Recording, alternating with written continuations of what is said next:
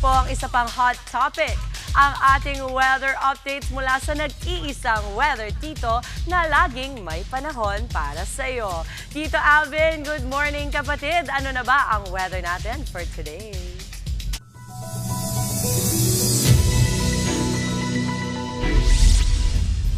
Salamat Mama Dims at good morning mga kapatid. Weather update po muna tayo ngayong araw ng Huwebes. Kasalukuyan pa rin nating binabantayan itong ating low pressure area sa loob ng ating Philippine Area of Responsibility. Mas malapit na po ito sa ating landmass o kalupaan at ayon sa pag-asa, ito po ay huling namataan nila sa lying around 220 kilometers east ng Hinatuan, Surigao del Sur. Sa ngayon, hindi po natin ito nakikitang maging isang ganap na bagyo. Pero ito po ay posibleng kumilos nga at tumawid sa ating bansa at magdadala pa rin ng mga pag-ulan sa ilang bahagi ng ating bansa.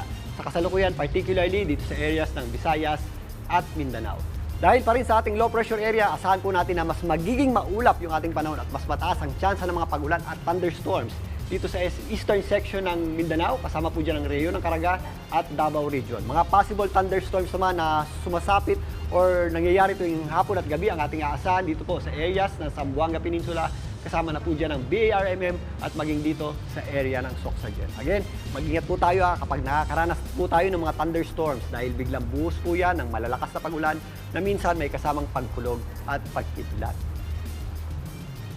Dito naman sa malaking bahagi ng Visayas, mas magiging maula po yung ating panahon at possible din po yung mga scattered at kalat-kalat na pag-ulan dulot nitong ating low pressure area. Kasama po dyan ang area ng Cebu, Bohol at Leyte at lalong-lalo na po itong areas ng Eastern Visayas. Mas maliwalas naman ang panahon natin sa malaking bahagi ng Palawan pero sa darating na weekend, kasabay ng pagtawid itong ating low pressure system, mas magiging maula po ang panahon natin dyan at mas tataas din ang tsansa ng pag-ulan.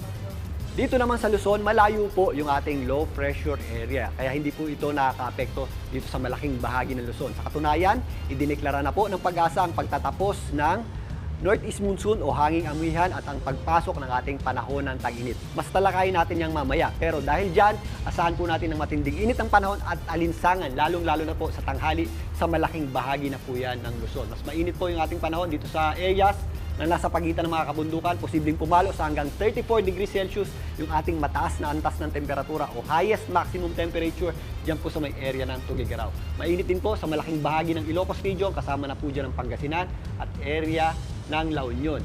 Magiging mainit din po sa malaking bahagi ng Central Luzon at posibleng umabot hanggang 35 to 36 degrees Celsius yung ating mataas na antas ng temperatura dyan po sa may Olonga po. Naglalaro naman sa hanggang 30 degrees Celsius to 31 degrees Celsius yung ating highest maximum temperature sa mga areas ng Bicol Region, kasama na po dyan ang Mindoro. Again, ito po ay highest maximum temperature.